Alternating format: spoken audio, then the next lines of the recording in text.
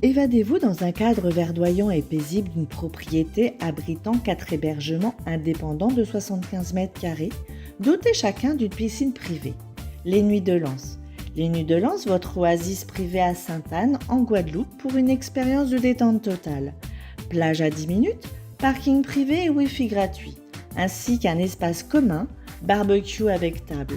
Les Nuits de Lens. Téléphone 06 90 32 72 37 06 90 32 72 37. Guadeloupe Actualité. Commençons ce journal par ces communiqués. En bref, ce soir, Gosier, le psychiatre tué en 2025, décoré de la Légion d'honneur. Alors, en technique, c'est l'image de Bruno Pierrepont que vous êtes en train de diffuser. Pour revenir évidemment sur Bruno Pierrepont, condamné pour détournement de biens publics, le tribunal correctionnel a reconnu coupable Bruno Pierrepont, directeur général du service de Cap Excellence, pour détournement de biens publics. Il a été condamné à 60 000 € d'amende, 5 ans d'inéligibilité et 3 ans d'interdiction d'exercer dans la fonction publique. Aucune exécution provisoire n'a été prononcée. En revanche, il a été relaxé des faits de trafic d'influence passif. Son co-prévenu Olivier Fallat est également relaxé. Revenons à la brève sur Gosier, le psychiatre tué en 2025, comme je l'ai dit, décoré de la Légion d'honneur. Jean-Michel Gall, psychiatre, je rappelle, tué le 1er décembre 2025 au centre médico-psychologique du Gosier par l'un de ses patients, a été nommé chevalier de Légion d'honneur à titre posthume. Le décret a été publié ce jeudi 26 février au journal officiel. Alors, il était âgé de 67 ans et fort de 37 ans de carrière. Il a été mortellement agressé dans l'exercice de ses fonctions. Le drame avait suscité une vive émotion et relancé le débat sur la sécurité des soignants en Guadeloupe.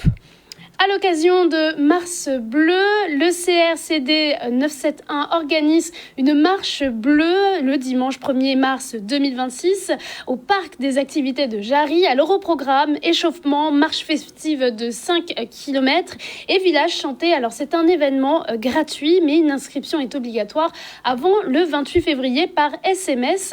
Un défi connecté est également lancé du 10 au 31 mars via l'application Kipling pour cumuler des kilomètres et sensibiliser au dépistage du cancer colorectal chez les 50-74 ans. L'événement, je le rappelle, est gratuit. Si vous voulez vous inscrire, c'est au 06 90 71 61 10. À la une de notre journal ce soir, l'économie guadeloupéenne qui termine 2025 sur une note encourageante. Selon l'IEDOM, dernier trimestre a été plus favorable que le précédent, avec un indicateur au-dessus de sa moyenne, en hausse de 2 points. Le tourisme maintient son niveau élevé et le commerce retrouve son dynamisme, alors que le BTP peine encore à suivre malgré une volonté manifeste de relance. Un sujet préparé par Maxime Morel. Une enquête de l'IEDOM a été réalisée et les chefs d'entreprise nous ont déclaré que globalement, le 4e trimestre s'était bien passé, mieux passé que le 3e trimestre. L'indicateur des affaires est meilleur et reste au-dessus de sa moyenne. Il augmente de 2 points à 103,9, au-dessus de 100 qui est la moyenne à long terme. Ça veut dire que le climat des affaires est positif. Si on regarde par secteur, nous allons avoir le tourisme qui se maintient à haut niveau. Nous avons le secteur du commerce qui retrouve un petit peu de dynamisme sur la fin d'année, ce qui permet d'avoir une variation quasi flat. Et puis, nous avons le BTP qui continue à souffrir, même s'il souffre un petit peu moins sur la fin d'année. La livraison des bâtiments, notamment, nous confirme qu'ils ont été un peu plus nombreux à être livrés, et donc un peu plus de travail sur le BTP. Et puis, ils ont arrêté de détruire de l'emploi. Et ça, c'est un des signes extrêmement positifs de ce trimestre. L'emploi, le marché de l'emploi s'est stabilisé et il y a même des signes positifs puisqu'il y a moins de demandeurs d'emploi en fin d'année. Ajari, Agritech Guadeloupe célèbre ses 20 années au service de l'agriculture locale. 2 journées portes ouvertes sont organisées pour présenter aux producteurs et aux professionnels les dernières innovations en matière de production hors sol, de gestion de l'eau et de maîtrise des cultures tropicales. Alors hydroponie, aquaponie, système d'irrigation intelligent, les visiteurs ont pu assister à des démonstrations, participer à des ateliers pratiques et découvrir des solutions ma foi technique, pensée pour les réalités de notre territoire. Alors au-delà du matériel, l'entreprise propose un accompagnement complet du conseil technique au montage financier, affirmant ainsi sa place de partenaire incontournable pour les exploitants guadeloupéens. Un sujet proposé par Olivier Félix. Les journées des portes ouvertes sont venues parce que c'est nos 20 ans, on voulait fêter nos 20 ans et faire quelque chose. On s'est dit on va inviter des clients. Et on s'est dit du coup on va inviter des fournisseurs, inviter des clients, on va faire 2 journées de portes ouvertes, on va faire des ateliers et comme ça on va promouvoir un petit peu tout ce qu'on fait autour de ces 20 ans. On a 2 journées, on a vraiment 4 ateliers, de demi-journée à chaque fois. On a le jeudi matin, là, on a un système, on monte tous les systèmes d'hydroponie. Donc hydroponie, culture avec une solution dans l'eau, sans terre. On sort du sol en fait, on est en hors sol. Cet après-midi, on a un fournisseur qui nous fait une intervention sur tout ce qui est la filtration, pour la qualité de la filtration, et tout ce qui est l'irrigation au goutte à goutte, pour la gestion vraiment et la maîtrise de l'eau et l'économie de l'eau. C'est un sujet important parce qu'il n'y a pas d'agriculture sans eau, déjà. Et effectivement, c'est un sujet mondial, l'économie de l'eau. Aujourd'hui, il y a une pénurie d'eau, enfin, il y aura de plus en plus une pénurie d'eau. Donc effectivement, il faut qu'on continue à produire pour pouvoir manger. Mais il faut qu'on fasse attention à ce qu'on fait, qu'on ne pollue pas les nappes phréatiques, qu'on économise effectivement l'eau qu'on utilise et qu'on utilise l'eau à bon escient. Effectivement. Donc voilà. Alors, on va y avoir tous les systèmes de précision, on va dire, d'irrigation, et on va voir maintenant aussi, et qui arrive de plus en plus, tout ce qui est des sondes et pour avoir de la donnée en fait, de ce qui se passe dans le sol, dans les plantes. Et grâce à ces données, on va encore mieux pouvoir maîtriser notre irrigation. Et justement économiser de l'eau et ne pas venir polluer si on utilise de l'eau avec de l'engrais par exemple, ne pas venir polluer les champs d'autour, les nappes phréatiques, les choses comme ça. Aux abîmes, le Black History Month 2026 est clôturé après un mois de cinéma et d'ateliers célébrant les cultures afro-descendantes. Le film Le Talent d'Achille a été projeté en avant-première, précédé d'un hommage à Achille René Boisneuf, premier député noir de Guadeloupe, et bien sûr aussi à Guillaume Guillon-Lethière, peintre guadeloupéen. Alors une cérémonie, ma foi, qui mêle patrimoine, mémoire et création et qui marque la fin d'un festival engagé et ouvert à tous et à toutes. Tout de suite, une réalisation de Vianney Valverde. Nous sommes là pour la clôture de la 8e édition de Cinestar Black History Month avec 3 figures emblématiques que nous avons honorées cette année, Laura Flessel, Achille René Boisneuf et Raoul Peck. Ce soir, c'est la fin. Tout un mois, donc du 25 janvier au 25 février, un beau mois avec des avant-premières, avec des moments de partage, avec des rires, avec des débats aussi profonds. Vraiment une très belle édition qui en appelle une autre, une édition où l'on construit, une édition où l'on parle d'aujourd'hui, mais également où on se projette dans l'avenir. Vraiment... que du bonheur sur ce Cinestar Black History Month 8e édition. Je donne déjà rendez-vous pour la 9e. C'est une grande fierté pour moi d'être la maîtresse de cérémonie de cette 8e édition, notamment du Black History Month, particulièrement de la clôture de cet événement. C'est vrai que j'ai été là depuis le début, en tout cas au niveau de l'avant-première du film Le Coruscant, qui nous a fait déjà voyager effectivement. C'est une fierté en tant qu'afro-descendante aussi d'accueillir notamment ce concept chez nous en Guadeloupe. Donc à nous aussi de le promouvoir, à nous aussi de se l'approprier et de faire valoir nos icônes. Achille René Boisneuf, c'est mon arrière-grand-père et donc j'ai découvert un de ses livres que je connaissais pas, qui en fait est un livre autobiographique où il raconte son parcours, son histoire. Et c'est comme ça qu'en lisant ce livre-là, quand j'ai lu le livre, j'ai vu que la vie du gars, c'était un film en fait. Et c'est comme ça que m'est venue l'envie de faire un film consacré à son histoire. Et je pense qu'on devrait avoir encore plus de films comme ça qui parlent de nos personnalités guadeloupéennes, de nos héros guadeloupéens qui sont malheureusement pas connus et qui ont disparu de la mémoire collective guadeloupéenne, on va dire. Place au sport, l'AS Gosier s'est imposé face à ses adversaires et se qualifie pour la finale de la Coupe Vive. Une victoire, ma foi, maîtrisée qui confirme les ambitions du Gosier, tandis que les adversaires quittent la compétition avec regret. Un sujet préparé par Maxime Morel et Richard Etienne. Vainqueur du Sporting Club 2-0, l'AS Gosier obtient sa qualification pour la finale départementale de la Coupe Vive. Une première réalisation signée Boucal à la 63e minute de jeu. Eradas, contre son camp, trompe la vigilance de son portier. Le rêve des protégés du coach Steve Bizassène se réalise. Son adversaire s'appelle désormais le CSM. Vainqueur de l'AS Dynamo 2-1. Un coup franc botté par Firmis. Boakmore est à la réception. 1-0 pour l'AS Dynamo. Le CSM qui pousse obtient un coup franc à la 39e minute de jeu. Tillier frappe. Cafouillage dans la défense adverse, full chien à la conclusion.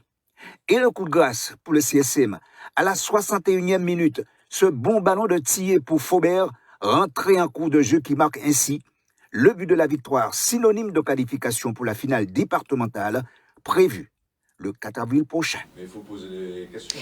Évidemment, on va le faire. On est en direct et pour clore cette édition de la Tranche Info, nous revenons sur un secteur stratégique de l'économie guadeloupéenne, la filière canne, sucre, rhum. Une fois encore, la campagne sucrière démarre dans la tension, dans l'incertitude. Alors initialement prévue le 10 février dernier, puis reportée au 19, elle a commencé normalement ce jeudi à l'usine Gardel au Moule, entre retard technique, conflits syndicaux et réparation déséquilibré de la valeur, bien sûr, les planteurs se trouvent une fois de plus en première ligne. Alors pour en parler, nous recevons ce soir deux concernés, deux invités. Nous avons monsieur Willem Monrose. Bonsoir.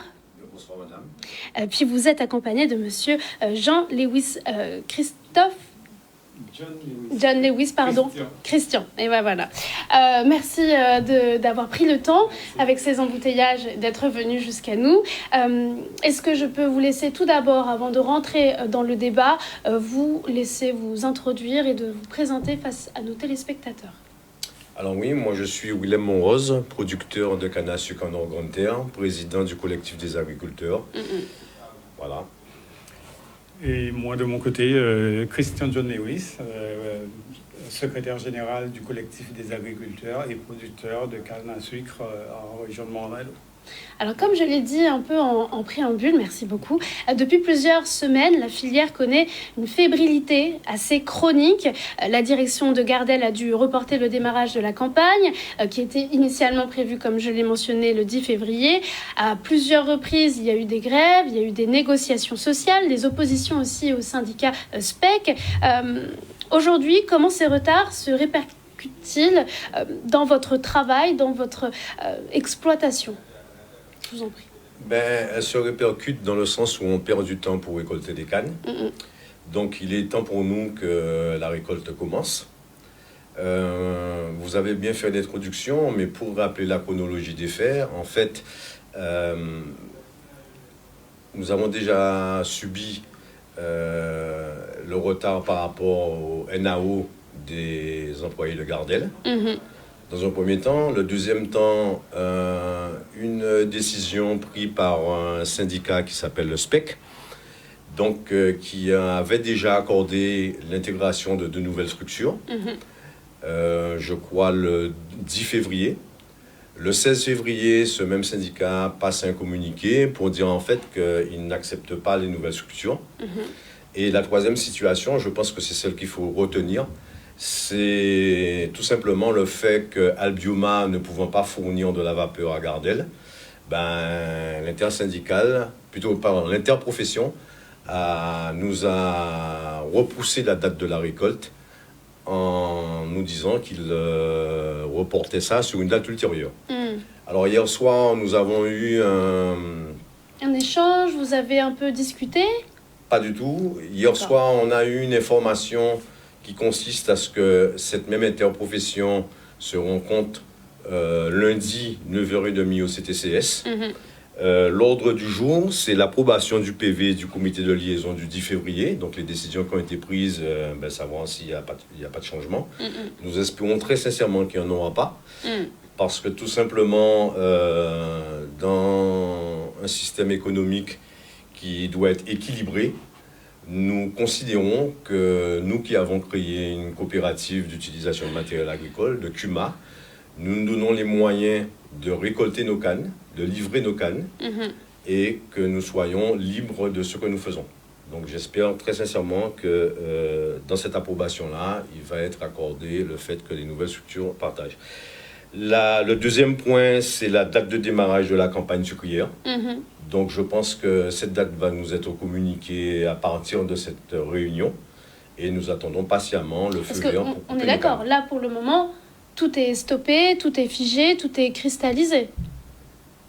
Je dirais que les discussions vont bon train et que je pense très sincèrement que le lundi prochain, qu'on aura une date définitive de récolte. Est-ce que vous êtes d'accord avec les propos? Vous partagez? Est-ce que vous avez aussi été acteur de ces discussions, Monsieur John Lewis? Oui, j'ai participé à pas mal de réunions. Bon, c'est toujours, chaque année, de manière récurrente, on se retrouve toujours dans la même situation. Et toujours le même perdant, c'est celui qui produit la canne à sucre, qui n'y peut rien, qui ne fait que subir et qui se retrouve entre le marteau et l'enclume. On aurait aimé que les choses changent. Nous travaillons à cela, étant donné qu'avec le département, avec la région de la Guadeloupe, nous voulons mettre en place un nouveau modèle économique permettant aux agriculteurs d'avoir un peu plus de revenus par rapport à leur production. Mais voilà, vous voyez, tout est entravé. On aurait déjà dû commencer depuis longtemps, mais... vous l'avez mentionné, mais c'est vrai que selon l'étude commandée par la région, seulement 34% de la valeur de la canne revient aux planteurs. Depuis 20 ans, ce déséquilibre persiste. Comment l'expliquez-vous et quel impact ça a aussi? Pardonnez-moi. C'est pas grave, c'est du direct. Alors, l'expliquer, c'est bien simple. Manifestement, il y a un gros problème à mettre en place une rémunération équitable. C'est-à-dire que nous avons toujours proclamé depuis, et même avant nous, il y a eu un rapport Berlizo qui déjà annonçait les difficultés de cette filière. Il y a eu un deuxième rapport des experts qui reflétait encore les mêmes problématiques. Et justement, en 2024, quand nous avons revendiqué plus concrètement nos revendications en réalité, il a été mis en place par la région, justement, un nouveau modèle économique. Bon, on en parle depuis 2024. Ça fait 2 ans que ça dure. Aucun résultat? Pour l'instant, non. Mais on a participé à de nombreux ateliers, on a fait les efforts qu'il fallait. Et malheureusement, pour l'instant, on n'a pas concrètement de revenus annoncés pour les agriculteurs. Donc, nous subissons cette situation, malheureusement, de plein fouet. Ça fait un moment que ça dure. Nous sommes patients, mais nous avons des revendications qui vont retomber puisque les choses ne bougent pas. Et il est temps concrètement que la région, voire le cabinet OSEM, puisque c'est bien de ce cabinet qu'il s'agit à remettre les résultats de cette étude, pour que définitivement nous puissions avoir un secteur équitable, que toutes les personnes concernées puissent se retrouver en termes de rémunération dans cette filière. C'est vrai que malgré l'importance stratégique de la canne pour l'économie locale, le modèle actuel, comme vous l'avez mentionné, peine à assurer des revenus décents aussi aux cultivateurs. La plupart des exploitations font moins de 5 hectares, alors qu'il faudrait au moins, il me semble, quand même 8 hectares pour vivre de cette activité. Plus ou moins, vous êtes... Non, je vous vois hocher la tête, allez-y. Mais mes calculs sont mauvais. Ce que je voulais aborder avec vous, c'est quelle stratégie vous adoptez pour rester finalement un peu à flot?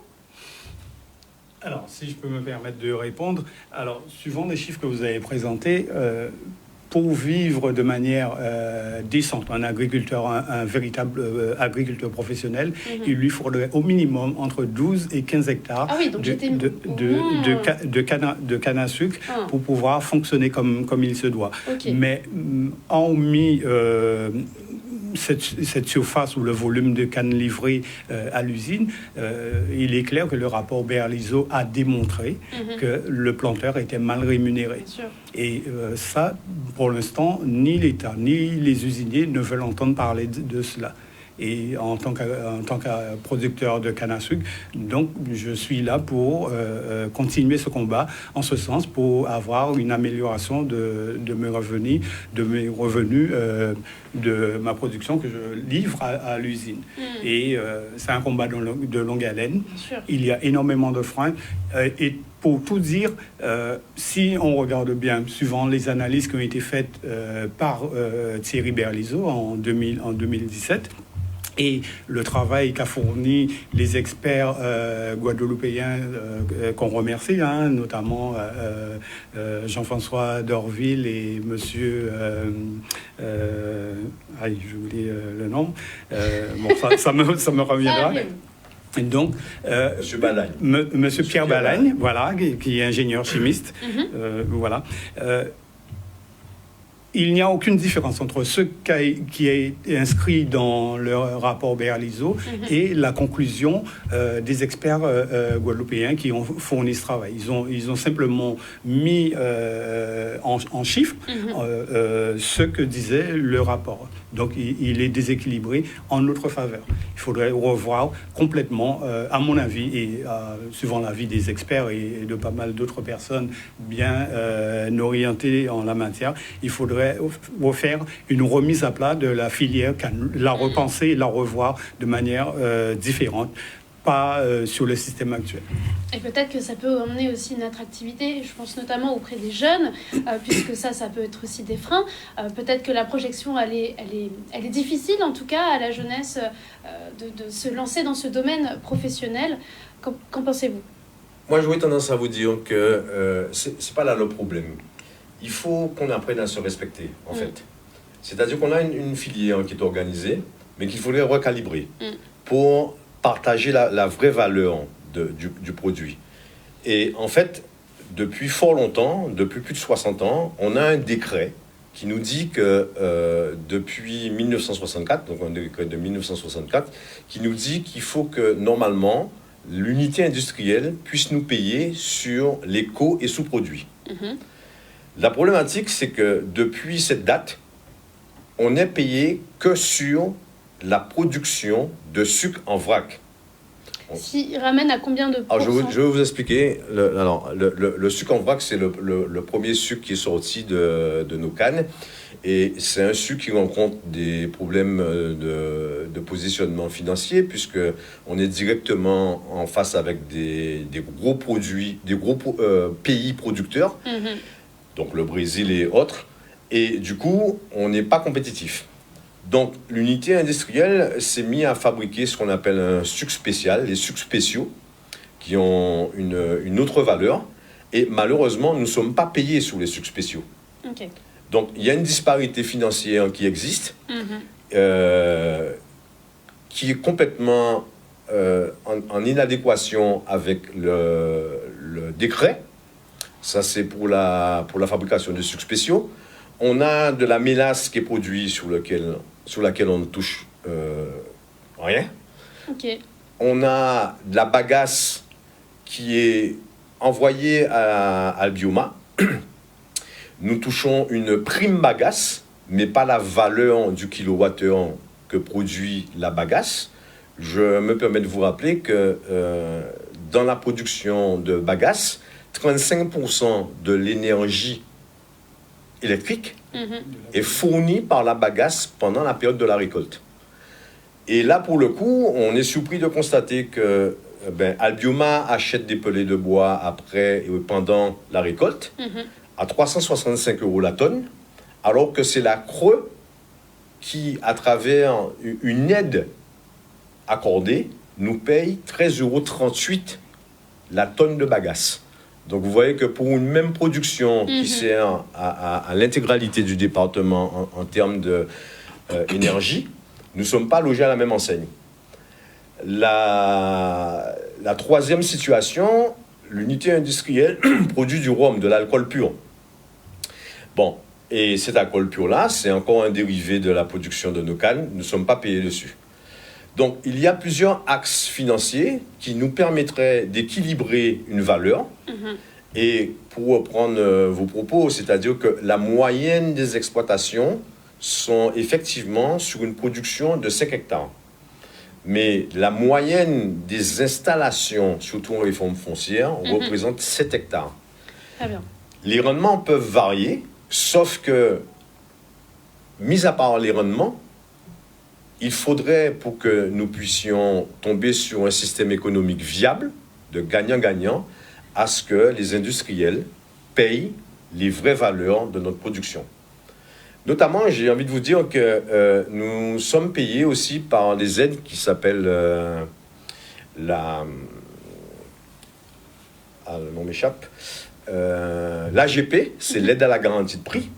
Donc, c'est une enveloppe de 20 160 000 euros qui ne bouge pas depuis 20 ans. C'est-à-dire que ça ne bouge pas?